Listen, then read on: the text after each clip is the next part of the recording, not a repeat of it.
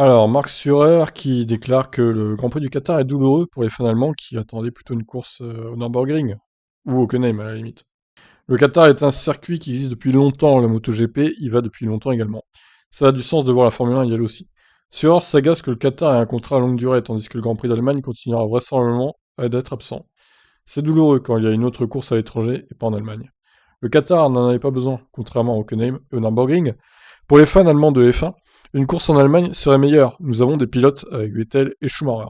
Ouais, et puis il y a quand même Mercedes, hein, comme un constructeur emblématique allemand, donc je pense qu'ils auraient aussi aimé, eux, un Grand Prix à domicile. Par ailleurs, en dépit de problèmes d'éthique à courir dans les pays peu démocratiques comme le Qatar ou l'Arabie Saoudite, Surer pense que le plateau roulera sans problème car rouler est plus important. Nous avons vu par le passé que les pilotes parlent beaucoup, mais ils pilotent partout où ils vont, quoi qu'il arrive.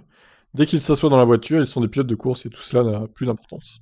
Pas faux. Alors, est-ce qu'on pourra voir un Grand Prix en Allemagne l'année prochaine ou dans les années futures? Malheureusement, dès 2022, ça m'étonnerait. Peut-être 2023, on verra. Mais le problème, c'est qu'ils veulent des circuits toujours plus innovants, inédits. Donc, les vieilles reliques telles Hockenheim ou Nürburgring, bah, pourtant, c'est des bons circuits, hein. Mais c'est dommage de les voir disparaître, quoi. Et en plus, en Allemagne, il y a toujours plus de chances qu'il pleuve que au Qatar, pour le coup. Grand Prix du Qatar, hein, vous attendez pas à ce qu'il y ait de la pluie, hein. Pour le coup, ça va être compliqué. Bon, eh ben, qu'est-ce que vous en pensez, vous, de l'arrivée du Qatar dans le calendrier? Ciao.